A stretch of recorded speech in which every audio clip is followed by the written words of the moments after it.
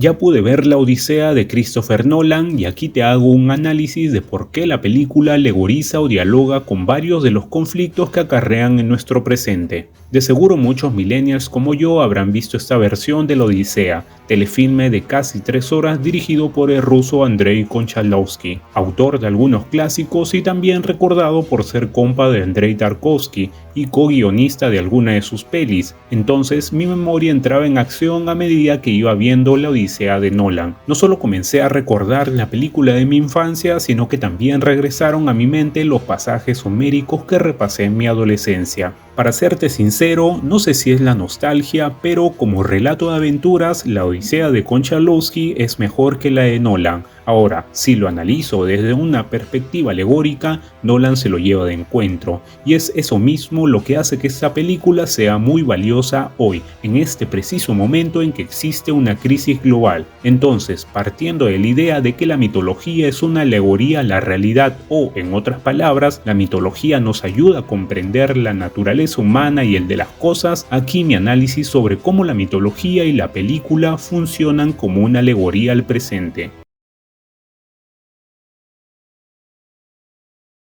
El caballo de Troya fue un ardid por excelencia al hacer creer a los troyanos que ese caballo se trataba de una ofrenda de victoria que los derrotados le hicieron. Nolan identifica este momento como el principio de la crisis moral de Odiseo, quien reconoce haber ultrajado los principios sagrados de la ley de Zeus, tales como convertir una ofrenda en arma y arrasar a todo un pueblo, incluyendo la destrucción del altar de un dios, y vamos que no fue cualquier dios, sino el de la mismísima Atenea, una suerte de hada madrina para Odiseo. Entiéndase el caballo de Troya como el viejo discurso de liberar una nación o pueblo a fin de disfrazar una invasión territorial, la violación del derecho internacional entendida como la violación a la ley de Zeus. Esto que trae la aniquilación de una nación y su destrucción patrimonial, creando una confrontación entre naciones de no acabar. Odiseo y su tripulación quedan encerrados en la cueva del gigante. Tras un plan, ciegan al cíclope y Odiseo, mediante un gesto de presunción, grita su nombre para que así el gigante, hijo de Poseidón, recuerde quién lo cegó. Odiseo y su tripulación se la ingenian para salir luego de dejar ciego al gigante. A pesar del exitoso escape, Odiseo ataca al gigante en signo de represalia. No basta con atacar, sino humillar, sea mediante un discurso o la fuerza bélica. Y entre tanto, el presidente Donald Trump llamó a través justamente de su cuenta en Twitter al líder norcoreano Kim Jong hombre cohete.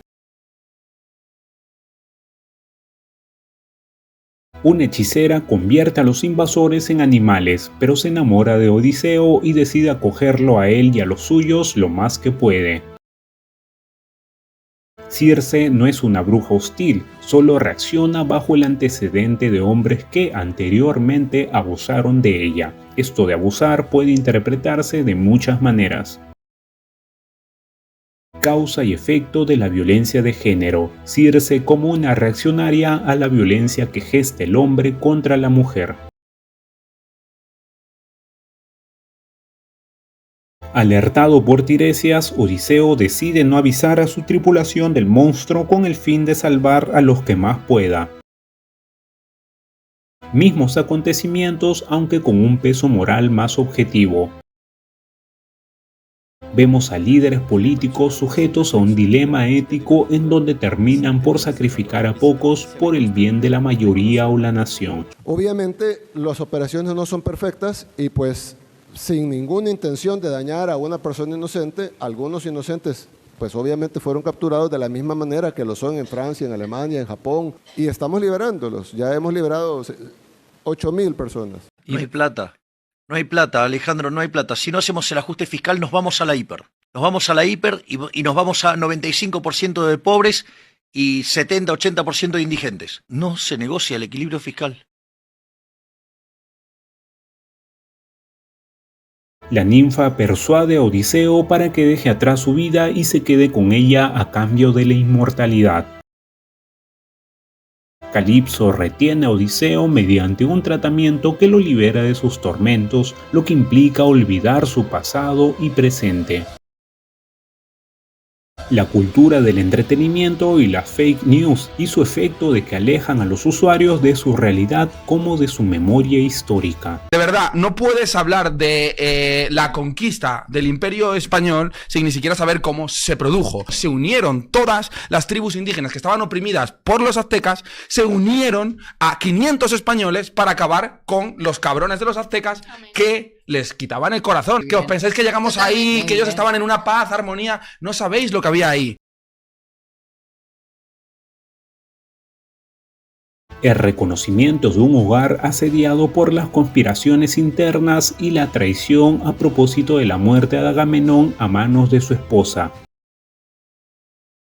Menelao predice los peligros de un posible regreso de Odiseo a su hogar, pues también podría ser traicionado por los suyos o por los que su reino acogió como invitados.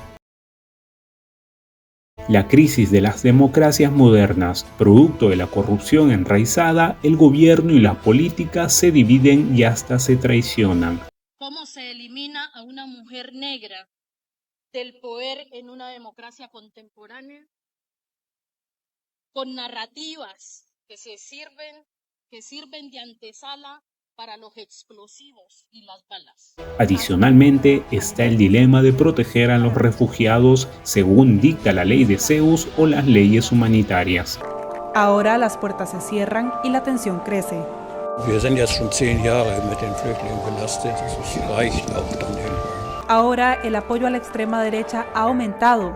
En las elecciones parlamentarias de 2025, 1 de cada 5 alemanes votó por la AfD.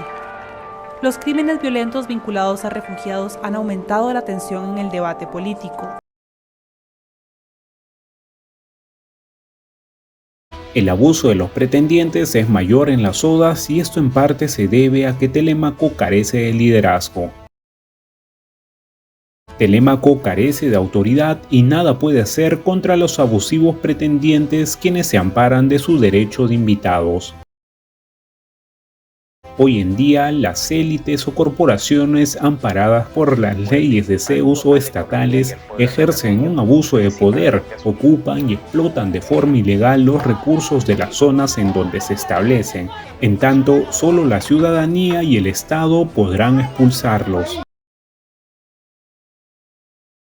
A diferencia de la mitología, el Odiseo de Nolan, luego de limpiar la casa, decide exiliarse, lo que implica abdicar, situación contraria a la Odisea homérica, en donde Odiseo recupera el trono y vuelve todo al orden. Obviamente, esa decisión de renuncia es efecto de una reflexión provocada por 3 puntos claves: la caída de Troya, su viaje al Hades y la primera conversación que tendrá con Penélope, quien lo cree es un mendigo. Sin preverlo, Odiseo fabrica una autocrítica. Él pasa de ser el líder autorreflexivo y petulante, algo que es demasiado notorio en el canto homérico al punto de que reta a los mismísimos dioses creyéndose uno de ellos, a convertirse en un líder sabio, aunque con un sentimiento de desprecio hacia sí mismo por ser parte y promotor de varios fatídicos eventos. En síntesis, vemos cómo un liderazgo tradicional da la posta a una nueva generación para que ésta inicie una reforma. El antiguo líder, a manera de redención, se exilia esperando también que el nuevo líder no repita sus errores,